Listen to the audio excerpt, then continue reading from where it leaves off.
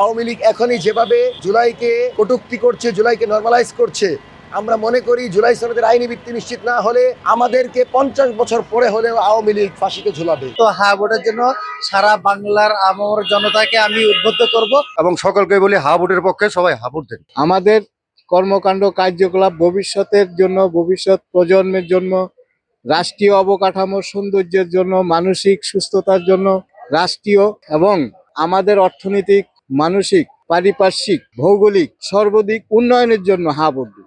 এই দেশে অবশ্যই পরিবর্তন চাই।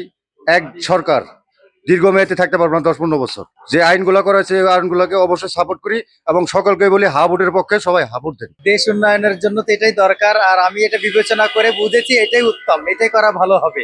সেজন্য মূলত হা ভোটের জন্য সারা বাংলার আমার জনতাকে আমি উদ্বুদ্ধ করব, সবাই যেন হা ভোটটাতে বিবেচিত করে।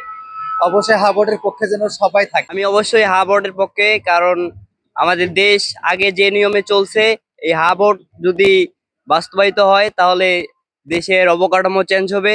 পরবর্তীতে আবার আইন কানুন যে ছিল এটা আগে অন্যরকম, এটা সব ঠিক হয়ে যাবে এবং এক সরকার বারবার সরকার থাকতে পারবে না, ফলে স্বৈরাচার আবার দেশে প্রত্যাবর্তন করতে পারবে না।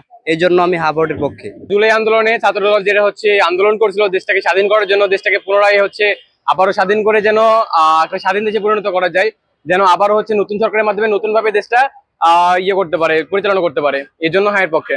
দেশের সুশৃঙ্খলতা ফিরে আসবে, 24-এর আন্দোলন স্বীকৃতি পাইব, 71 আন্দোলন স্বীকৃতি থাকবে, 72-এর আন্দোলন স্বীকৃতি থাকবে, সবাই মিলে রাষ্ট্র চালাইবে, রাষ্ট্র সবাই মিলে চালাইলে রাষ্ট্রের উন্নতি হবে, এটা আমি আশা করি। এই মতে আমি হা ভোটে সমর্থন দিচ্ছি।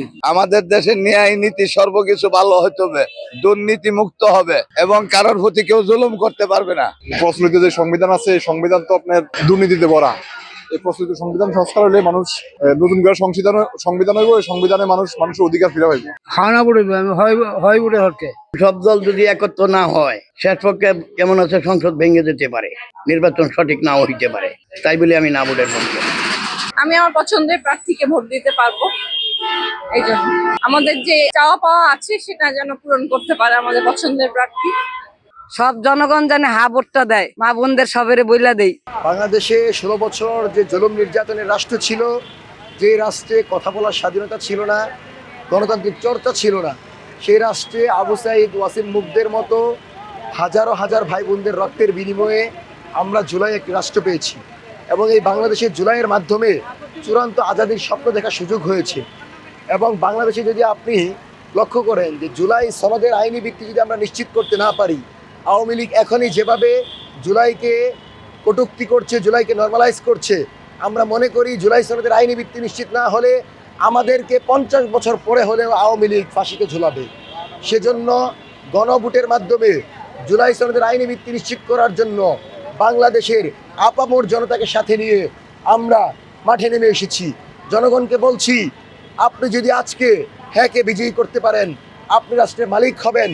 আপনি যদি আজকে হ্যাঁকে বিজয়ী করতে পারেন, আপনার আগামীতে কোনো দলের কাছে, কোনো গোষ্ঠীর কাছে নিজেদের ভাই বোনদেরকে হত্যা হতে হবে না। আপনি দেখেন এই মাটিতে আওয়ামী লীগ শাপলা ঘটিয়েছে, জুলাই ঘটিয়েছে, পিলখানা ঘটিয়েছে এবং মুদিবিরোধী আন্দোলনে আমাদের বাংলাদেশের মানুষের উপর হত্যাযজ্ঞ চালিয়েছে। সুতরাং এই পরিস্থিতি যদি না হইতে পারে, সেজন্যই গণভোট। গণভোটে যদি আপনি হাতে ভোট দেন, তাহলে কখনোই কোনো সরকার জরুরি অবস্থা জারি করতে পারবে না বিরোধী দলের মত ছাড়া।